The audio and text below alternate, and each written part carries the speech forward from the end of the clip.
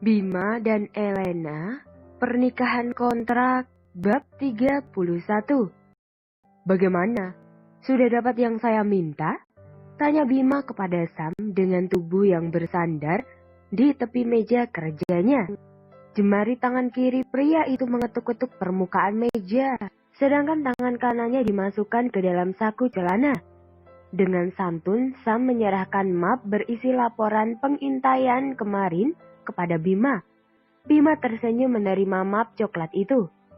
Kerja bagus, Sam. Bima kemudian memutar mejanya, bergerak menuju ke kursi kebesaran pria itu. Perlahan, ia mulai membuka amplop yang diberikan Sam tadi lalu membacanya dengan teliti. Dan lagi-lagi tanpa diminta, Sam tetap mendiktekan isi dari laporan itu. Restoran itu awalnya milik Nyonya Malika Anwar. Setelah beliau meninggal, manajemen diambil alih oleh Chandra, koki sekaligus orang kepercayaan Nyonya Malika.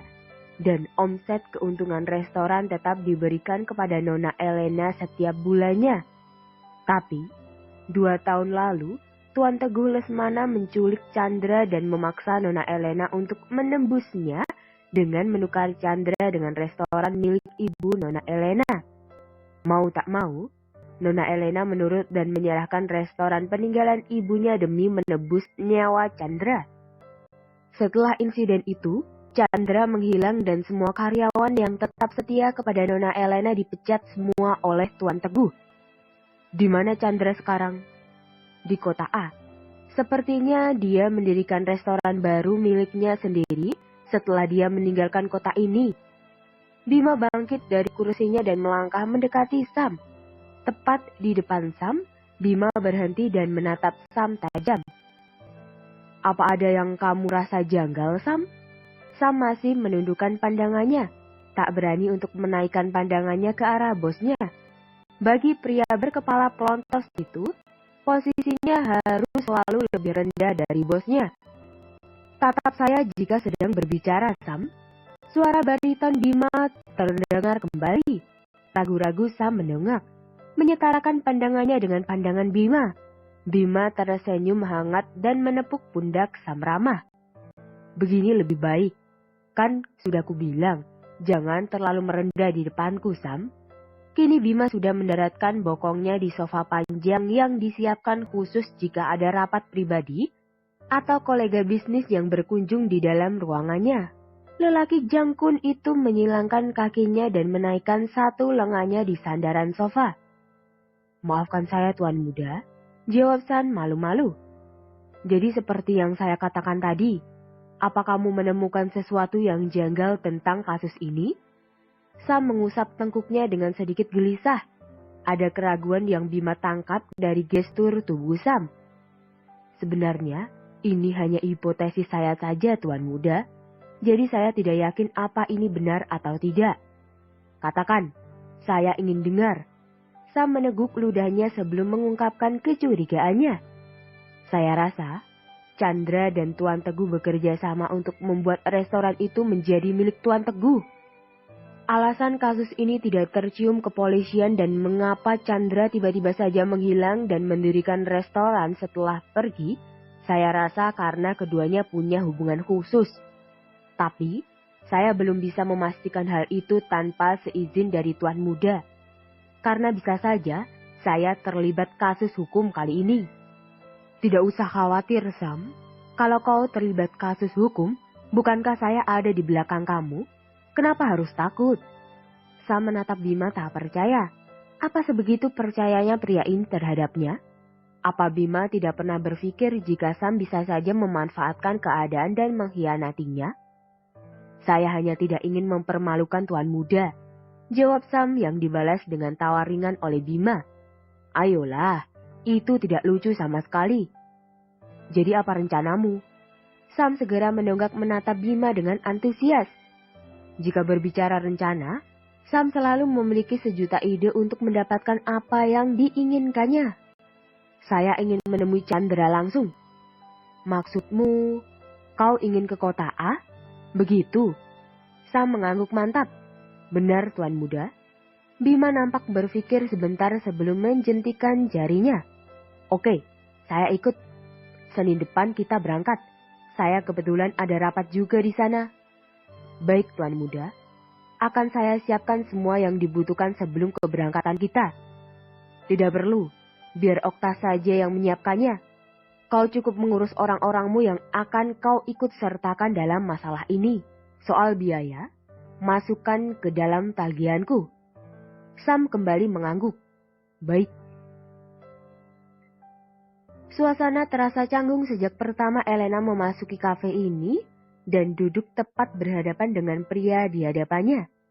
Sejak tadi, pria itu hanya memandanginya tanpa berkedip sekalipun. Elena memperhatikan sekitar. Tidak ada satu orang pun yang bisa membantunya keluar dari situasi ini. Andai saja, tiba-tiba ada kenalan yang muncul, entah teman TK, SD, SMP, atau SMA-nya. Bahkan jika Elena melupakan nama mereka, El akan tetap menyapa dan mengajak orang itu bergabung dengannya di meja. Sayangnya, Tuhan tidak mengabulkan doa El yang ini. Alhasil, dia hanya bisa meneguk es tea bubble miliknya sebagai pelarian dari situasi sekarang. Mas Andra, kenapa kok tumben ajak El ketemu? Akhirnya ia bersuara. Sudah terlalu tak tahan dengan situasi awkward yang sedang menjebaknya. Andra segera tersadar bahwa sedari tadi ia rupanya hanya menatap Elena tanpa berniat memulai pembicaraan. Padahal, dia sendiri yang meminta bertemu dengan gadis manis berkuncir kuda di depannya ini. Enggak ada apa-apa. Cuma pengen ngetemu aja. Jawabnya random. Terus terang, dirinya tidak memiliki alasan sama sekali kenapa dia menghubungi Elena tadi pagi untuk mengajak gadis itu bertemu setelah pulang kerja. Elena hanya beroh ria, dan kemudian suasana kembali hening dan terasa canggung.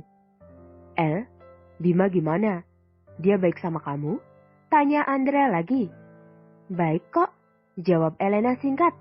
Ia tak menyangka bahwa Andra bertanya seperti itu padanya. Belum selesai keterkejutan Elena, ia kembali tersentak ketika dengan tiba-tiba Andra meraih tangannya dan menggenggamnya erat seolah tak ingin melepaskannya.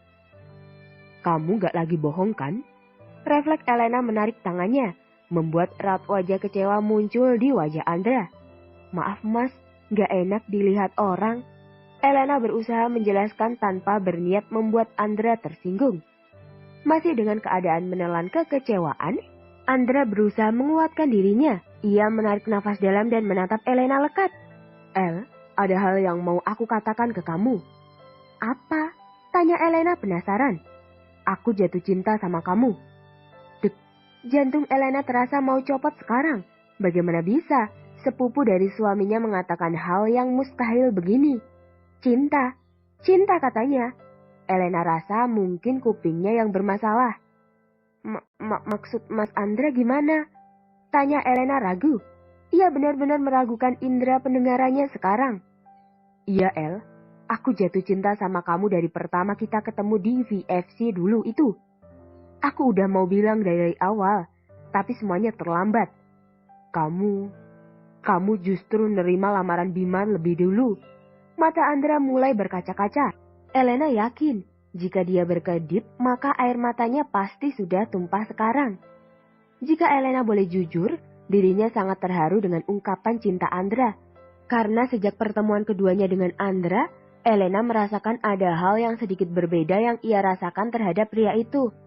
Mungkin saja jika Elena belum menjadi istri Bima, dia akan memberi kesempatan untuk Andra mengisi kekosongan hatinya. Andra pria yang sangat baik yang Elena kenal sejauh ini. Itu cukup dia jadikan alasan untuk membalas perasaan Andra. Sayangnya, takdir tidak membiarkan itu terjadi. Ngomong apa lo nyet? Suara teriakan disusul satu pukulan yang melayang ke wajah Andra sukses membuat Elena syok. Gadis manis itu menjerit histeris ketika melihat Andra membalas pukulan yang dilayangkan oleh Bima. Siapapun, tolong pisahkan mereka!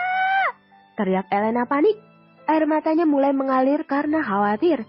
Elena tidak mau salah satu di antara mereka jadi terluka. Terlihat dua orang satpam berlari mendekat dan berusaha memisahkan mereka. Bima segera menghempas kedua tangan satpam yang memeganginya dari belakang. "Udah, sekarang gak apa-apa, Pak," ujar Bima meyakinkan. Satpam yang mengenali Bima itu segera yakin dan memberi kode kepada temannya agar ikut melepas kunciannya pada Andra. "Tolong jangan ribut di sini, Pak Bima. Kasihan pengunjung lain," ucap satpam itu dengan hormat. Bima mengangguk. "Maaf." Kedua satpam itu akhirnya pergi setelah yakin bahwa Bima dan Andra tidak akan membuat keributan lagi. Terima kasih telah mendengarkan.